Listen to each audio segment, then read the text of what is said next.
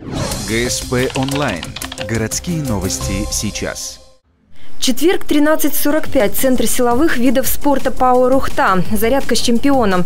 25 пятиклассников, учащиеся школы номер 16. Сегодня они разминаются с Максимом Бабиковым.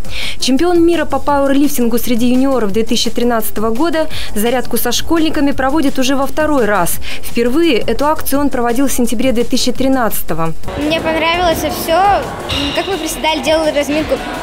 Для меня это честь, что я занималась чемпионом. И мне очень понравилось все сильно. Классно, чемпион, да сама такая великость. Просто супер. Весь люблю спорт, мне все нравится. Я спортивная девочка. Хочу, чтобы у меня, как у мамы, были мышцы. Люблю, хочу быть сильной, чтобы даже иногда не могла заступиться за себя.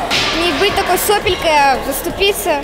Для большинства детей силовые тренажеры в новинку. Многие ни разу не занимались на них. Школьники признались, для них Максим – настоящий кумир. Они готовы равняться на него во всем. Чему же учит чемпион в первую очередь? В первую очередь, конечно, дисциплина,